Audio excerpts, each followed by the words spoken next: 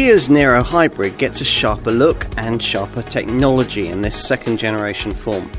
As before, the car remains a mix between a family hatch and a crossover, but this time round is a little larger and quite a lot more sophisticated. Expect this self-charging model to continue to figure amongst Kia's top sellers. Despite the sassier looks, this Niro hybrid is still very much the sensible steer it's always been, which will probably suit the market just right. Very little of this second generation model's engineering's changed. There's still basically the same SmartStream 1.6 litre GDI petrol engine Kia's been using for a decade, mated to the same 6-speed dual-clutch automatic gearbox, driving the front wheels with the assistance of an electric motor. That's pretty much the same too, developing 43 brake horsepower as before, but unfortunately the tiny battery that powers it isn't, reduced in size from 1.32 kilowatt hours down from 1.56 kilowatt hours before, which means it's even less likely to ever power the car on its own. That's not the point with a self-charging hybrid model like this, of course. The little battery's there to reduce the load on the engine, not to substitute for it, in the way that the much larger 11.1 kilowatt-hour battery on the alternative Niro plug-in hybrid can. But that pricier 180 bhp model isn't our focus here. Niro hybrid customers must be content with a more modest 139 bhp output that delivers 62 miles an hour in 10.8 seconds en route to 102 miles an hour. There's not much pulling power, especially with the default Eco Drive mode engaged, which means overtakes must be planned well in advance. And you certainly won't want to be throwing this car about through the turns, where you'll notice a bit of body roll and the anaesthetised steering. But it's great in town, with decent ride quality and refinement that's also a boon on the highway. Kia's served up plenty of new drive tech too, plus there's class-leading efficiency as well, 64.2 mpg on the combined cycle and 100 grams per kilometre of CO2, which you can get close to replicating by proactive use of selectable brake regeneration settings. Confident. That's the word which springs to mind the first time you set eyes on this second generation Niro.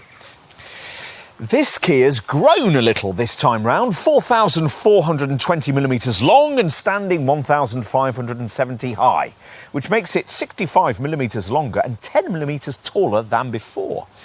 But it still can't quite make up its mind whether it wants to be a crossover, suggested by the roof rails, these wide lower side rubbing strips and the wheel arch cladding, or a family hatch, which is probably what you think this car was if those features were removed. Big wheels also fit the fashion remit. You get these smart 18-inch alloys, providing you avoid the base model with its weedier 16-inch rims. The final touch is probably the most eye-catching, the option of this colour-contrasted so-called joy for reason C-pillar design, which you only get with this top 4-spec trim level, and which comes in either steel grey or, as here, in black pearl. Kia insists this feature isn't just there for fashion, it stands proud of the bodywork, supposedly improving aerodynamic efficiency. The front showcases Kia's current Opposites United design ethos, complete with angular heartbeat daytime running lights and a signature tiger face grille, which is now more decorative than functional. Even the rear makes a statement, with boomerang-shaped LED lights smeared up the corner pillars and a prominent roof spoiler topping off the tailgate, emphasising this second-generation model's 20mm increase in width. Right, time to take your place at the wheel.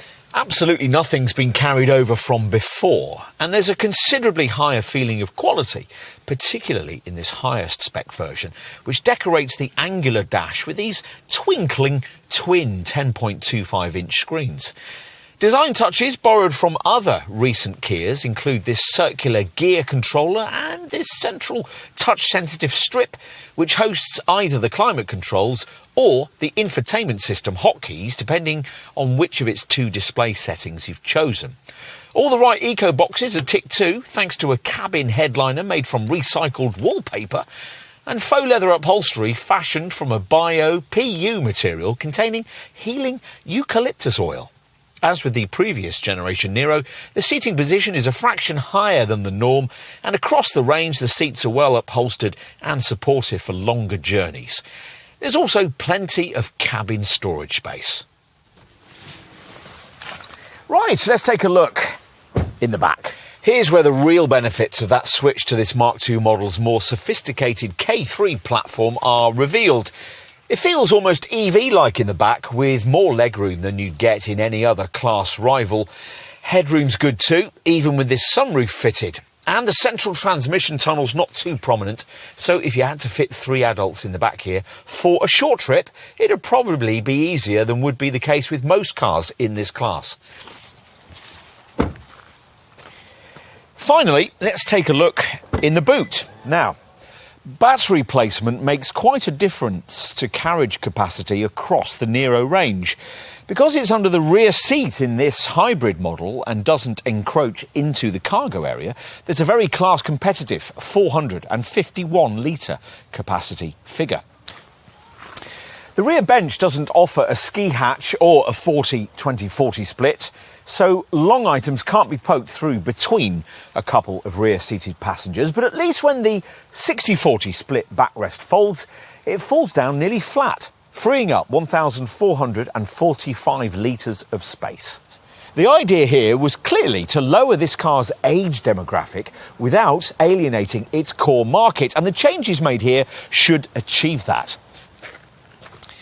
Is it worth going beyond this self-charging hybrid to the 2 plug-in Niro models? Well, that's a difficult call, which will of course be influenced by all kinds of things, chief amongst them your bank balance, your priority on performance, and your prevailing view on the current environmental zeitgeist. In summary, as we've been saying throughout this test, behind the funkier looks of this second-generation Niro hybrid, much is as before, which is probably as you'd expect, given that it's Kia's second best seller. And there was little point in trying to change a winning formula. Car enthusiasts can move right along.